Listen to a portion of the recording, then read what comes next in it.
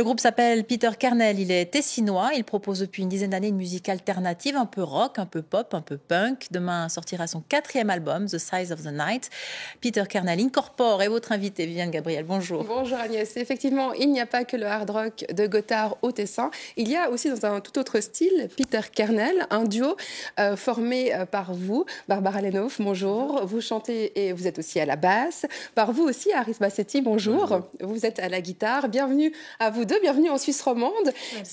Quelle importance a cette partie du pays pour vous dans votre carrière, dans votre démarche? On a joué beaucoup dans la Suisse romande, aussi parce qu'on était un peu plus connus avant en France. Et alors, c'était sur la route de passer par ici. Non, mais on aime beaucoup aussi jouer ici. Et jouer ici dans la Romandie nous a permis aussi de jouer un peu plus dans la partie allemande. Oui. Et la composante tessinoise, est-ce que ça influence votre projet artistique? Mais maintenant, pour la première fois dans le nouveau album, on chante aussi en dialecte. Du Tessin. Oui, en tessinois. Mais c'est la première fois qu'on essaie ça. Le Tessin, c'est pas vraiment un territoire très, très grand. Et au niveau de musique, il n'y a pas beaucoup qui se passe là. Mais oui, ça commence à bouger. Oui, mais c'est petit, mais c'est pour ça que peut-être on a dû inventer des moyens de sortir et jouer dehors. Et alors, c'était important aussi parce que c'est un petit peu dans le milieu des différentes cultures, l'italienne, l'allemand, le français. Et alors, ça, c'est important pour nous. Avant de poursuivre, on va vous découvrir un peu mieux grâce à ce portrait de Marie-Amélie Cati.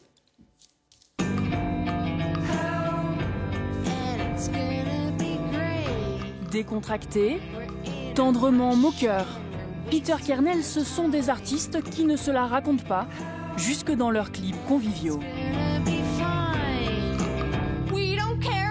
La réunion d'un guitariste designer tessinois et d'une bassiste réalisatrice canadienne qui ont réussi à imposer un rock indie à la fois élégant et primal, mélodieux et dissonant. Le groupe a créé son propre label On The Camper et revendique sa patte bricolage et touche à tout.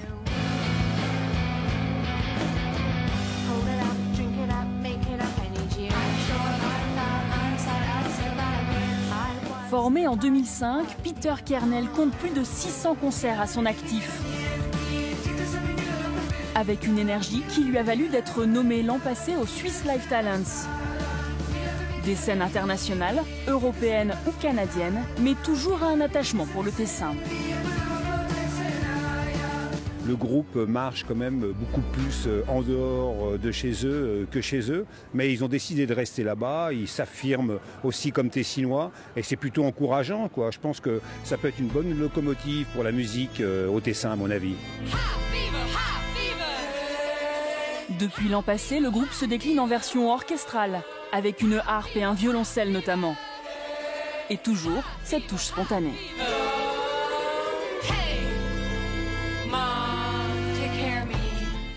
C'est vrai, ça vous marchez, vous fonctionnez mieux à l'étranger qu'en Suisse. Comment vous expliquez ça?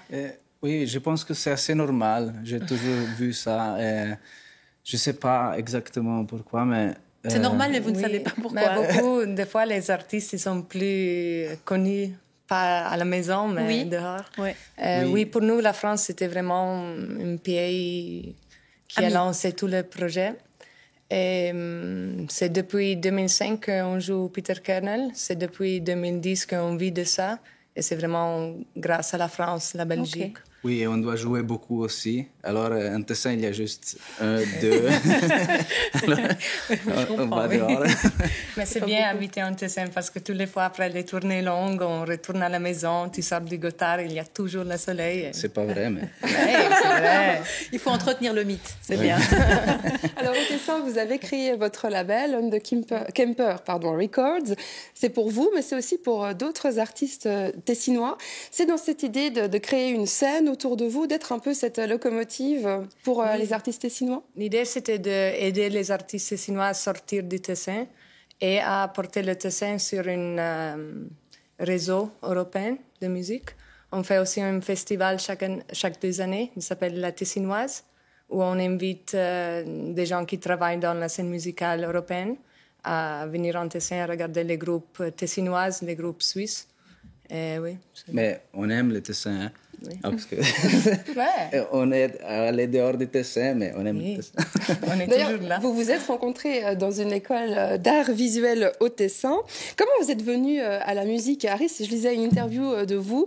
Vous disiez que jusqu'en 1992, vous détestiez la musique. Alors, il faut que vous nous développiez un peu, que vous nous expliquiez un petit peu ça. Oui, parce que avec mes parents, j'écoutais seulement la radio pour écouter les... Comment on dit, comme le théâtre à la radio, il parle seulement. Des pièces radiophoniques. Oui. Et puis quand la musique commençait, on éteignait la radio. Alors je pensais, oui, ça c'est cool et ça c'est pas cool, non?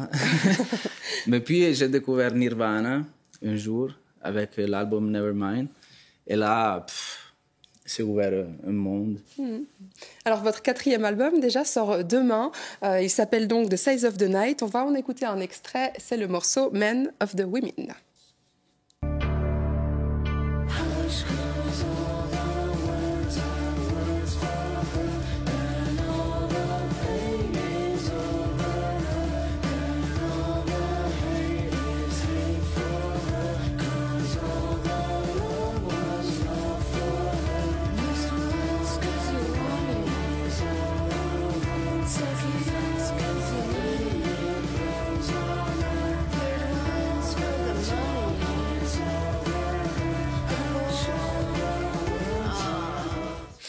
Alors Barbara, moi en écoutant l'album, j'ai beaucoup été emportée par votre voix. Alors on a entendu vos influences Nevermind, Nirvana. Pour vous, qu'est-ce que ce serait votre influence, votre source d'inspiration? Pour la voix, peut-être la plus influencée, c'était Lydia Lunch, où j'aime beaucoup, c'est l'attitude plus que la façon de chanter.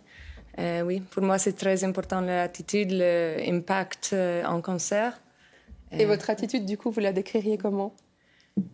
Très instinctif, peut-être. Mais elle chante pas, elle parle différemment. Alors, la vidéo qu'on vient de voir, Men of the Women, c'est une vidéo que vous avez réalisée à partir de vidéos faites par des téléphones, par vos fans. L'image, la vidéo, pour vous, c'est aussi important que la musique dans votre projet? Oui, parce qu'on est tous les deux designers en communication visuelle. Et alors, on aime beaucoup les vidéos, les photos, le graphisme, hein?